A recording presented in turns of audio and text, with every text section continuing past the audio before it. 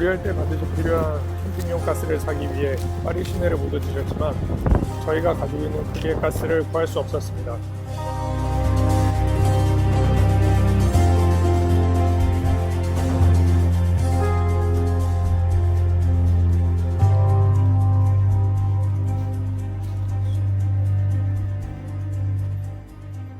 결국 물어물어 파리에서 40분 정도 떨어진 카스토라마 매장에서 가스를 살 수 있었습니다.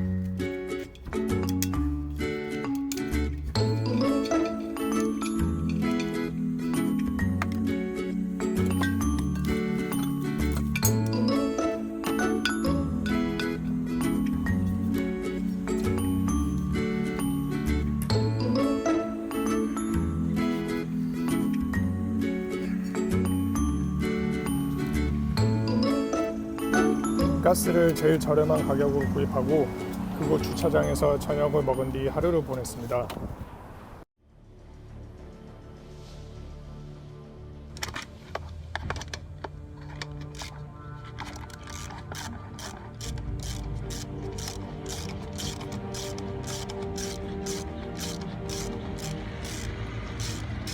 프랑스에 도착하면서부터 앞바퀴에 문제가 있다는 걸 알고 있었지만 상태는 생각보다 더 심각했습니다.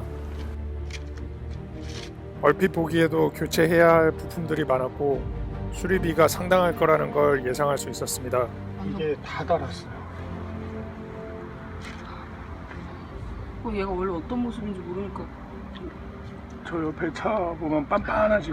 저렇게 돼 있어야 돼. 저기 저 봐봐.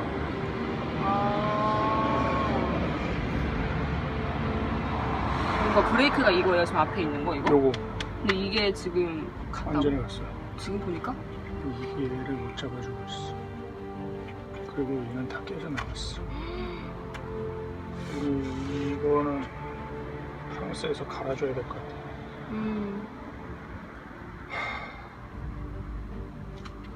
이게 진짜 비쌀 텐데. 근데 이거 우리가 갈 수 있어? 맡겨야 되지 않아?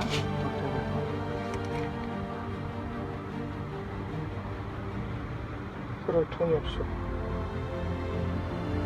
몇십만 원 있어야 될 텐데. 20-30만 원 있어야 될 텐데. Alors, plaquette Yeah, et note yeah, yeah, disque. yeah, I know.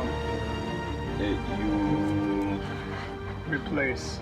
ouais, Yeah. you replace disque because plaquette est tombée. Yeah, Ouais. yeah. 그 정도의 돈이 없어 걱정을 하고 있던 저희에게 트위터 팔로워로부터 크라우드 펀딩을 해보는 게 어떻겠냐는 제안을 받았습니다. 그래서 저희는 크라우드 펀딩을 통해 수리비를 모으기 시작했고 부족한 돈은 온라인으로 아르바이트를 해서 충당하기로 했습니다. 그렇게 저희의 끝을 알 수 없는 주차장 캠핑이 시작됐습니다.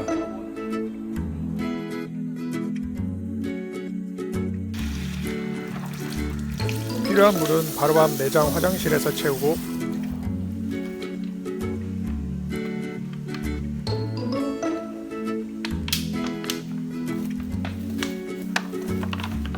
저렴한 마트에서 장도 보고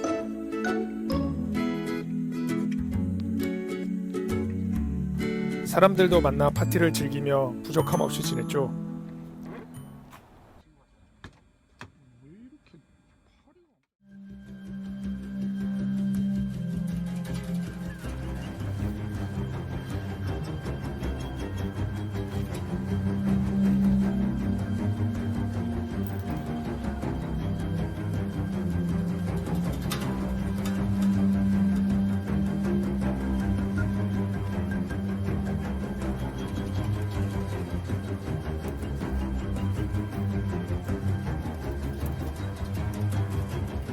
싸게 수리를 해줄 정비소를 찾았지만 1시간 정도 떨어진 곳에 있었습니다. 브레이크가 거의 듣지 않았기 때문에 차가 없는 새벽에 이동해 그 앞에서 자기로 했습니다.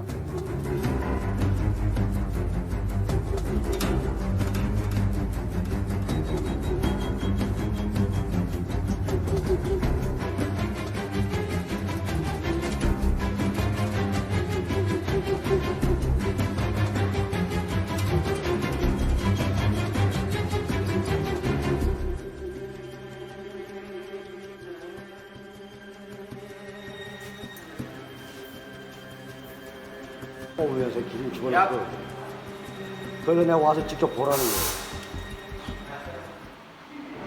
거예요. 뒷바퀴도 괜찮겠지? 내 인생에 내가 20몇 년을 자수가 안에 이렇게 된 거는 처음이에요. 이렇게 된 거. 그냥 여친까지 같이 탔겠지. 혼자서 뭐 어쩌는 건 상관없지만 남의 집 귀한 딸을 따는 거 가지다가 그 집에 장모님하고 장인어른한테 내가 연락해야 되겠지. 그 남자한테다 딸 주지 말라고. 안 되겠다. 다음 날